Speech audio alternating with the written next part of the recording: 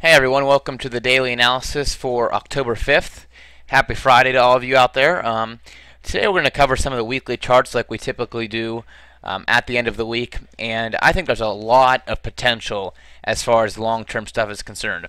I know I say that pretty much every time we cover these weekly charts, but the truth is that in weekly charts there's always trending stuff going on, or at least some of the pairs, so there's always long-term potential, and that's what I like about these longer-term charts. They take out so much noise from the market. So it's a great thing to do, to take a minute and zoom back and take a look at the weekly charts. That's what we're going to get to do today, and I'm going to cover some of the things that I really think have great probability as far as the long-term potential of these trades. Okay. Before we jump into all of that, let's take a quick look at our terms so we can get into the analysis. Okay, guys. So these are the terms, and basically they're just there to tell you that we're not licensed or qualified to provide investment advice. We're not registered with any kind of broker or advisor or anything like that.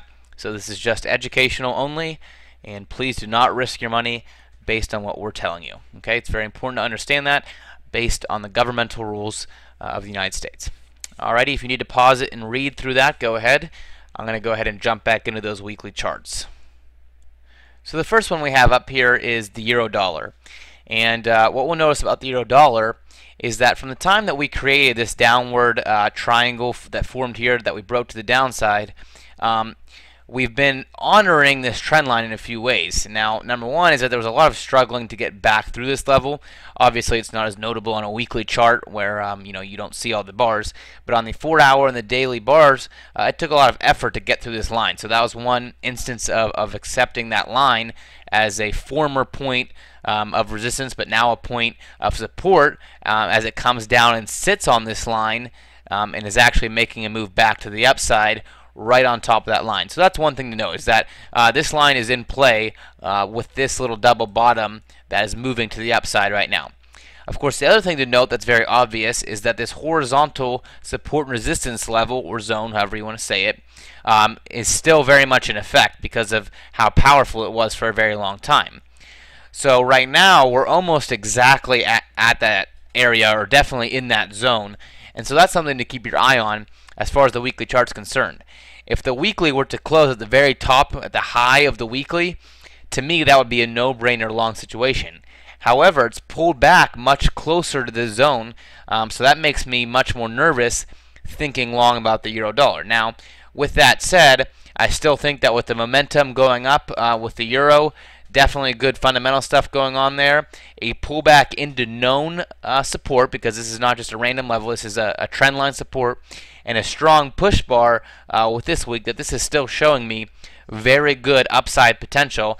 However, because it pulled back into the zone, you might want to think twice about that long position. Now, I'm not saying that a long trade is bad because it pulled back, but it does make me personally a bit nervous about the long-term potential of this movement based on this zone here, because we know how powerful this zone was. Now, another thing to note is that even if it does move up, this dotted line here that I've drawn is very powerful. First of all, we have this double top here, which is what stopped this very bullish momentum filled trend, stopped it dead in its tracks and pushed it back down. And also, you'll notice that this pin that also stopped price dead in its tracks during a free fall and pushed it back up is also sitting right there. Then again, a push down happened here, and it tried to go back up, but there was a pin bar right again at that level that pushed price back down. So it's a level that's been honored several times, and what's really important about it is that it's been honored very recently. So the more recently that a support level or a resistance level is honored, the more validity that should have for you. So it's been honored very recently, and that'll definitely be one to watch. Now, I'm not saying that if it continues up, it can't break through that level, because every trend, if a trend goes like this, obviously this is a resistance level that it has to break through just for a trend to exist. However, it's very likely that price will struggle as it tries to break through there and make a higher high. So that's one thing just to keep an eye on. Alrighty, guys, so that's the euro dollar. Lots of good things happening there. Definitely bullish euro momentum, even with some good employment numbers coming out for the US dollar today. Alright, next let's move on to the pound dollar.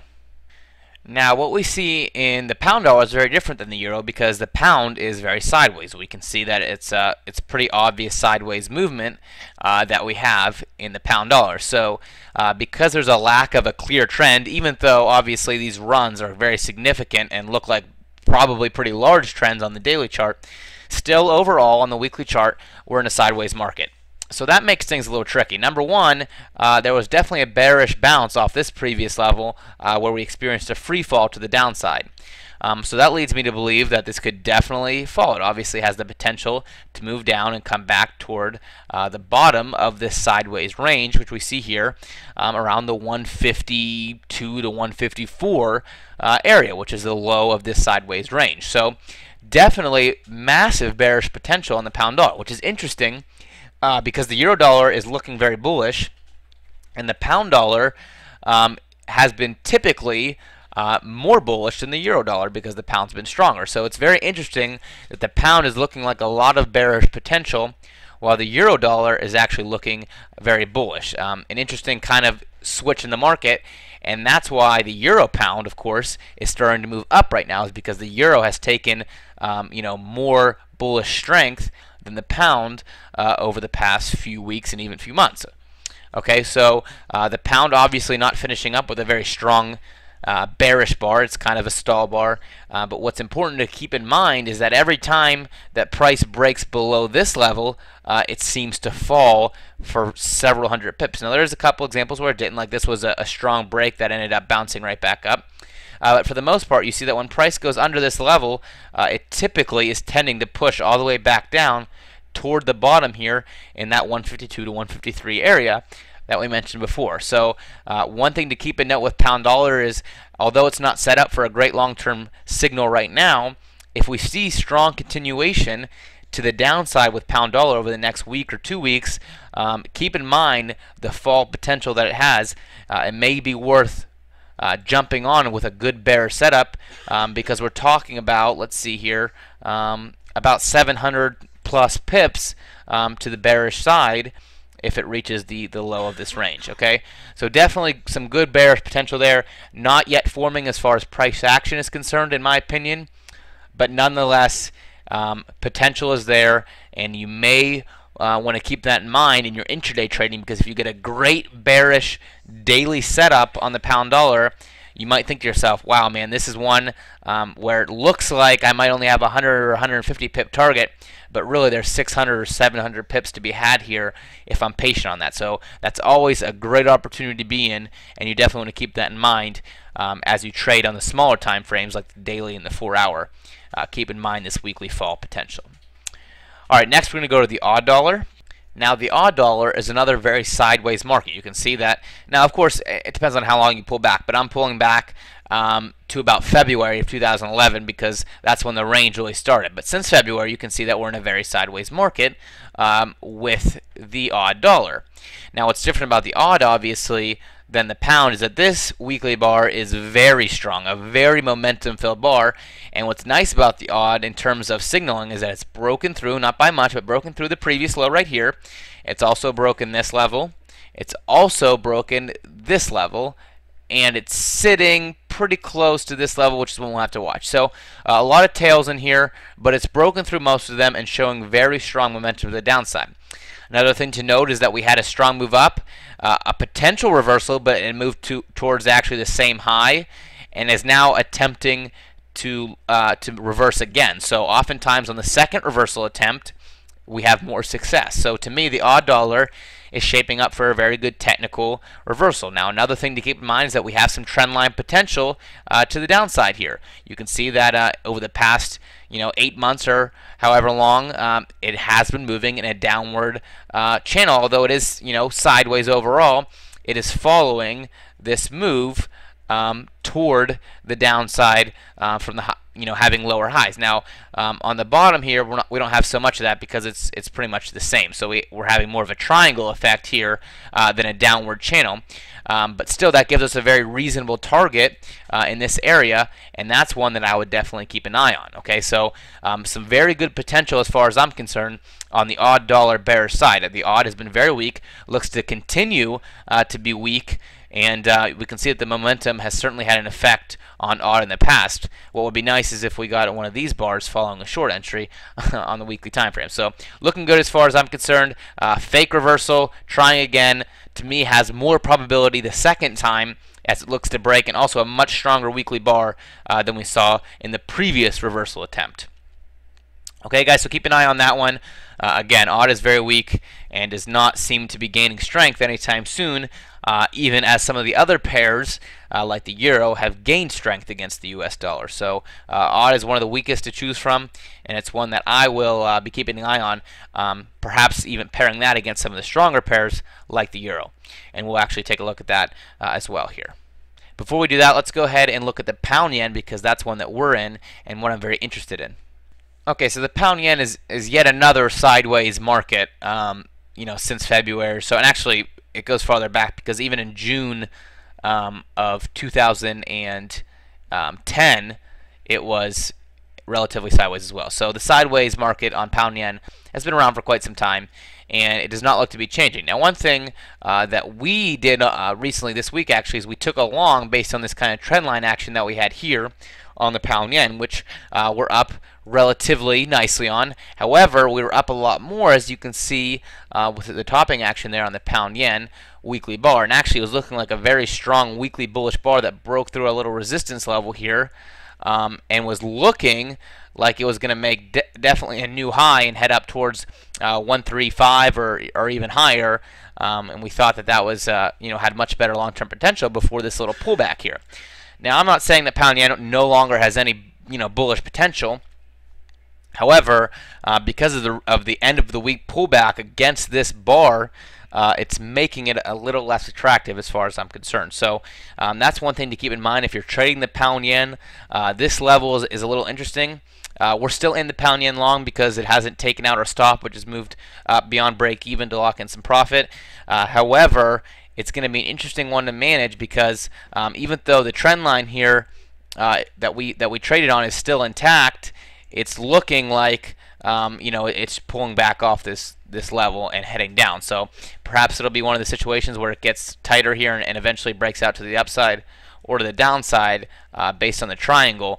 But for right now, it's backing off that level, which is a little nerve-wracking for those of you who may be long like we are on the Great British Pound Yen. Okay, that's the major level that I'd point out there. Let's also look at the Great British Pound AUD, because the AUD weakness is making the pound AUD look a lot different than the pound yen.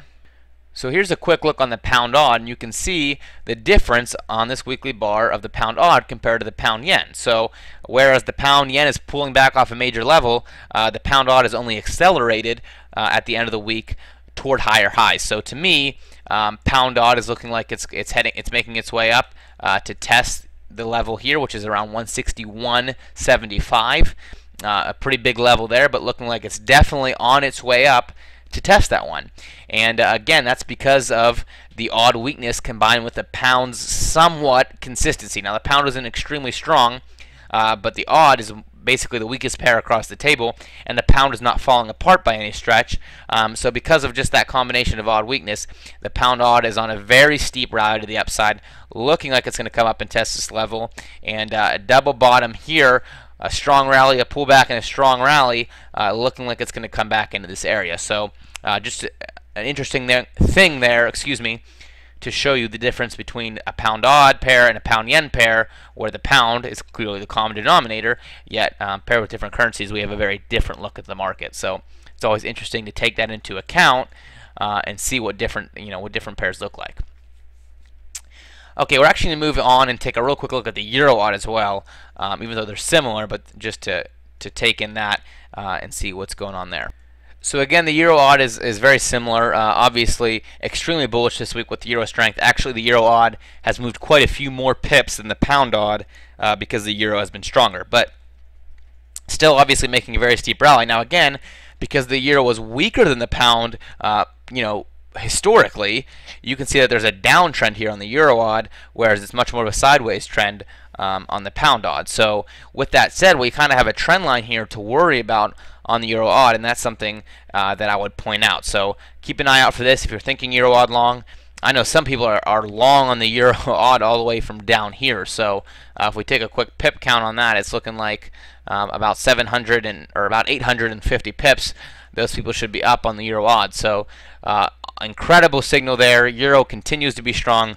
AUD continues to fall apart, and it's looking like more and more momentum to the upside, but we do have this trend line to consider. Now, it's not a very strong trend line. It happens to connect in a few areas where this little situation happened here, though that doesn't have all the validity in the world.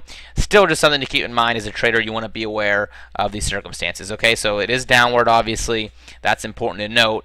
However, it's looking very, very bullish. Now, we can also look at a horizontal area here, which isn't for a little while, but that'll be something to keep in mind as well. So if you're long on the EUROAUD, make sure that you are careful. Obviously, it's still filled with tons of bullish momentum, and this is no reason to get out of the trade because that is just showing more and more strength. So keep an eye on that and be careful, but continue to take as much profit as you can, of course. Okay, here we have the USD yen, which I don't want to waste a lot of time on because, quite frankly, I can't stand the US dollar yen, and I don't think I've entered a trade on the US dollar yen in a very long time.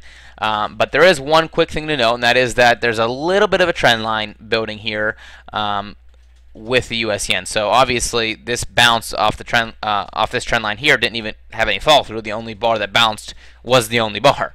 So not a lot there. However, the next time it rallied was a very significant rally for the US yen. I'm sure most of you remember that thing tearing up. So that has a little bit of validity there, even though I hate the US yen right now.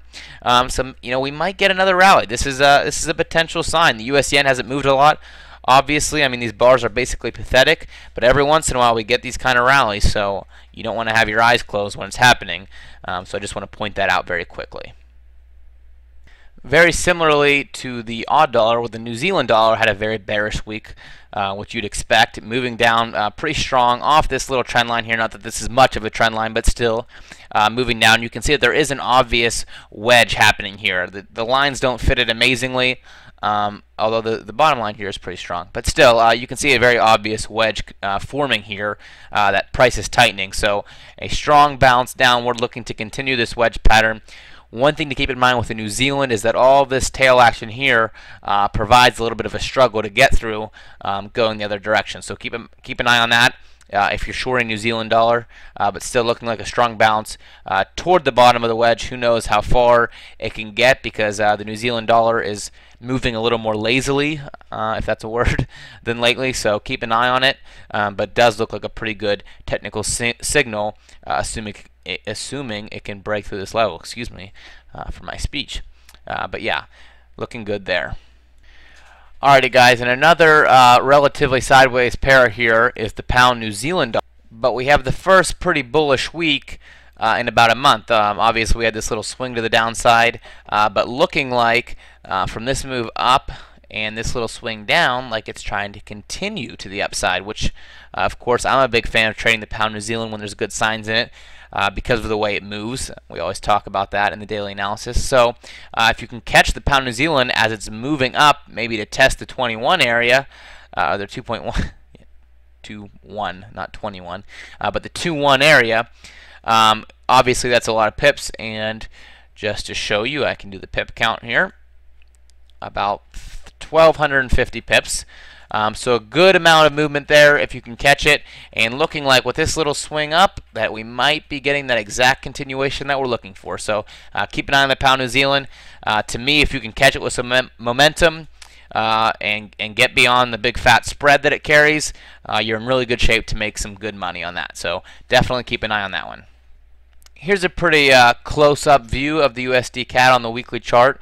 One thing I just wanted to point out is that although this is very steep, there is a trend line here that's been tested several times and looking like it's bouncing off now. Now, obviously, this week's bearish bar is not super strong. It doesn't look like this bar, for instance, but still, it is a bounce, and if you get continuation there, it might look to make a lower low on this downward level here. Now, that was a terrible line, but it might look to eclipse this lower low and get at least back down toward the 96 area. So a good, solid momentum entry on a 4-hour or daily chart might lead you toward lower lows on the USDCAD, which is a pretty good setup in my opinion, considering how dominant the CAD has been over the past several months.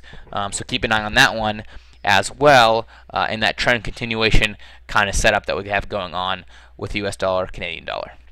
And the last one I want to look at today, guys, is the Euro-Pound weekly chart, which, as you know, we're long on the Euro-Pound based on this trend line continuation on the daily chart.